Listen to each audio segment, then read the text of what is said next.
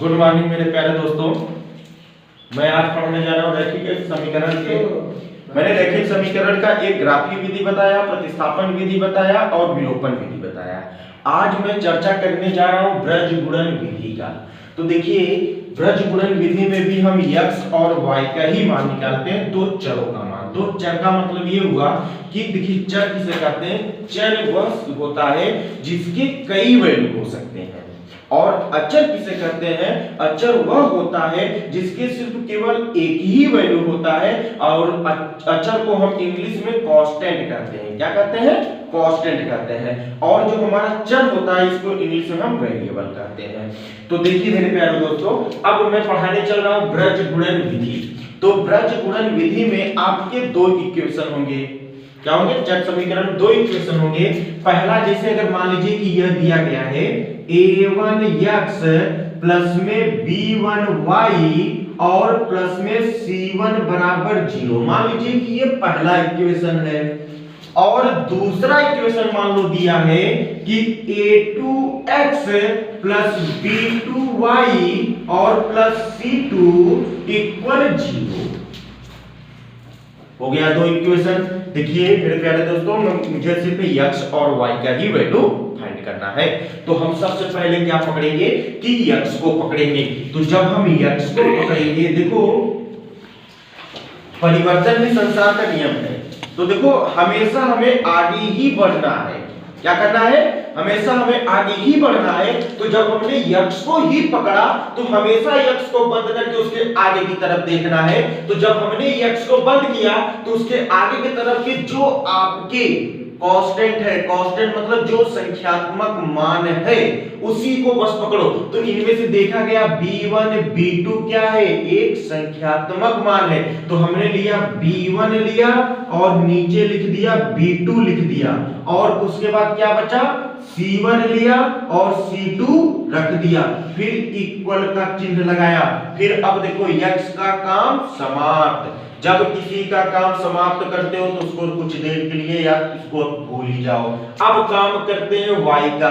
तो जब हम y को पकड़ेंगे तो हम क्या करेंगे? इसको बंद कर देंगे। y को भाई जब लिया, y तो हमारा है, हमको पता है कि इसको जब मन करे तब उठाएंगे। तब हमने क्या किया? y को बंद किया और आगे की तरफ देखेंगे। तो आगे की तरफ देखा, क्या प्राप्त हुआ हमको? c1 प्राप्त हुआ और c2 प्राप्त हुआ। देखो भाई, आगे की तरफ का मतलब यही आगे की तरफ हुआ। फिर जब c1 c2 प्राप्त हो गया तब उसके बाद क्या है आपका? a1 और a2। फिर इक्वल का चिन्ह लगाएंगे। देखिए, x y के बाद और कुछ आपका कोई वेरिएबल है? नहीं है। अब जब कोई वेरिएबल नहीं है तो हम लास्ट में क्या करते हैं? एक लेते हैं। मतलब एक काहे लेते हैं? इसलिए कि स्वर हमेशा एक होता है। तो हम एक उठाते हैं और जब हम एक उठाएंगे तो इसको हम बंद करेंगे और जो आपका बचा उसको लेंगे बढ़ते क्रम में। तो a1 और a2 और b1 और b2। अब हमें क्या करना है? तिर्यक गुणा करेंगे और माइनस का चिन्ह लगाएंगे। जैसे अगर मान लीजिए कि मैंने ये तिर्यक गुणा करेंगे b1 c2 और इसका इससे किया, इसका इससे किया, इसका इससे किया, इसका इससे किया, इसका इससे किया। तो हमने क्या किया कि x बटे में हमने लिया, जब हमने तिर्यक गुणा करेंगे तो b1 into c2, b1 into c2 minus b2 into c1। तो ये हो जाएगा b2 इंटू c1 इक्वल हमारा हो जाएगा y बटे में c1 इक्वल a2। तो ये हो जाएगा a2 c1 minus c2 b1 या a1 c2 इक्वल हमारा हो जाएगा 1 बटे में ये हमारा हो जाएगा a1 b2 minus a2 b1। क्या हो जाएगा? a2 b1। तो ये हमारा हल हो जाएगा। अब जैसे अगर अब इसी को मैं क्या करूंगा? हल करूंगा। जैसे अगर मैं कोई सवाल बोले, तो जैसे अगर मान लीजिए कि आपका सवाल जैसे है, अगर यह, अब मैं एक सॉल्यूशन कर रहा हूं। तो जैसे अगर यह सॉल्यूशन है, मतलब एक सवाल है, प्रश्न अगर आपका दिया गया है कि 2x प्लस 3y इक्वल 5। सही है ना? कौन सा सवाल है? देखिए, अगर हम सवाल जैसे बोले, तो अगर हम सवाल देखें जैसे अगर मान लीजिए कि मैंने एक सवाल देखा, अगर सवाल नंबर 4 ले रहा हूं, जैसे 4 मैंने लिया तो यह देखिए हो जाएगा x माइनस 3y और माइनस 7 बराबर 0, और मैंने दूसरा प्रश्न लिया 3x माइनस 3y और माइनस 15 बराबर 0। तो देखिए पहले जो पहला इक्वेशन दिया गया, देखो दो इक्वेशन दिया है, एक यह पहला इक्वेशन है और यह एक दूसरा इक्वेशन है, और जब इन दोनों को हम पकड़ेंगे, क्या करेंगे, जब इन दोनों को हम पकड़ेंगे तो देखिए हम जब पहला ले रहे हैं तो इसको हम क्या करेंगे, a1x प्लस में b1y प्लस c1 बराबर 0 से तुलना करेंगे। जब हम तुलना करेंगे तो बताइए क्या हो जाएगा, या फिर उसके बाद ये हो जाएगा a2x प्लस b2y और प्लस c2 बराबर 0 से।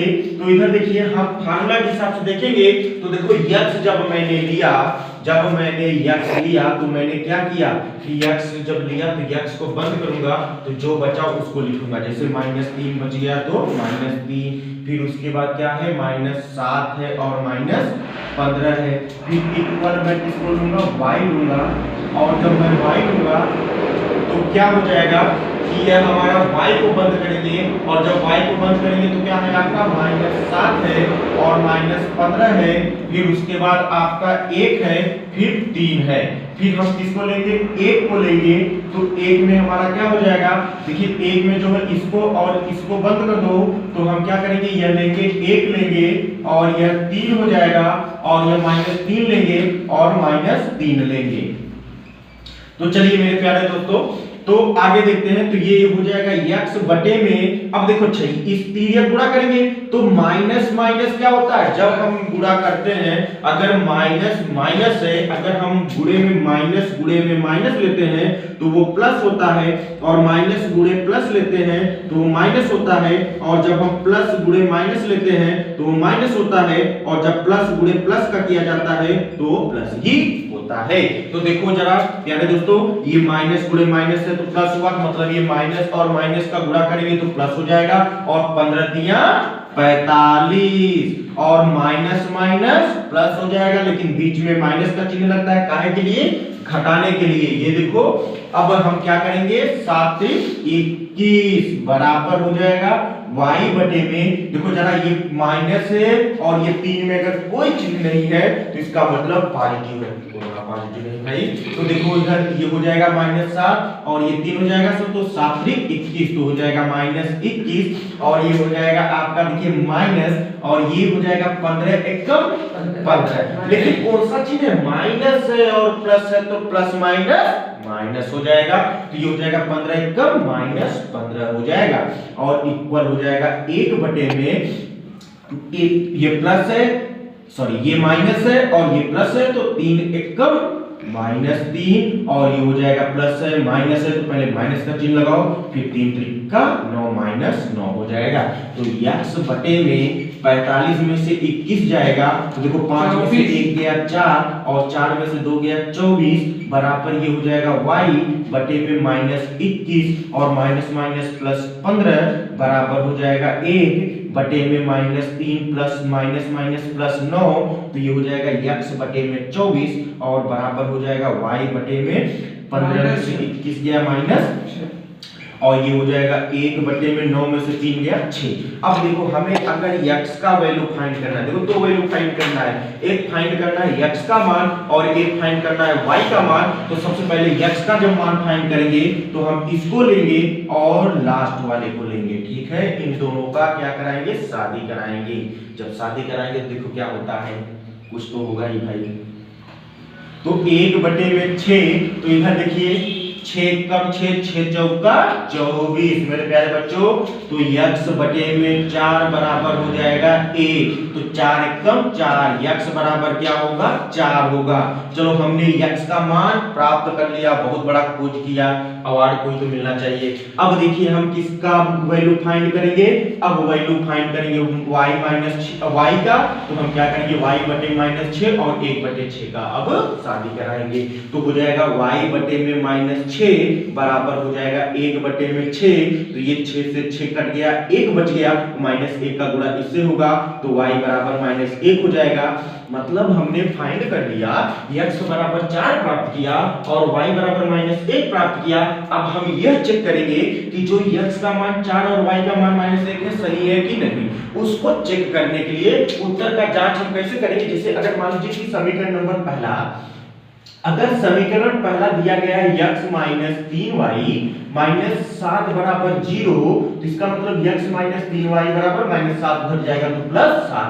देखो अगर हम x का मान 4 y का मान -1 रख रहे हैं, अगर 7 आ गया तो उत्तर का जांच है मतलब सही है। अगर नहीं आया तो मतलब ये हमने जो सवाल किया गलत है, इसको फिर से देखो और सुधारो। देखिए मेरे प्यारे दोस्तों, ये जो उत्तर का जांच होता है आपके जब बोर्ड के पेपर में या सीबीएसई के पेपर में, जब आप पेपर बोर्ड के पेपर में बैठेंगे तो वहां पर आपको उत्तर माला नहीं रहता है। तो वहां पर बच्चों जब आप लोग इसका वैल्यू रख के चेक करेंगे तो आपको ये ज्ञान हो जाएगा कि मैंने सवाल को सही किया है। तो हमेशा याद रखना, जब भी समीकरण को हल करना, जो भी मान निकलेगा, चाहे अगर द्विघात समीकरण है, अगर x का मान निकल रहा है तो x को उठा के ले जाके समीकरण में रखो, देखो आंसर सही हो रहा है नहीं हो रहा है। और अगर x y वाला है अगर, तो इसका भी मान उठा के समीकरण में रखना चाहिए। अगर सही मान प्राप्त हो रहा है तो आपका आंसर ठीक है। तो इधर देखिए अगर x का मान 4 रखेंगे तो ये हो गया 4, x का मान -3 इंटू में y का मान -1, तो ये हो जाएगा -1, तो 4 हो जाएगा माइनस माइनस प्लस हो जाएगा, 3 एकदम 3, 4 3 7। मतलब देखो मेरे प्यारे दोस्तों वैल्यू तो समान हो गया है। मतलब ये सिद्ध हो गया कि इसका जो ये सवाल है हमने सही किया है। तो इसको याद रखना, ब्रज गुणन विधि हमने अभी तक के 3 विधि पढ़े।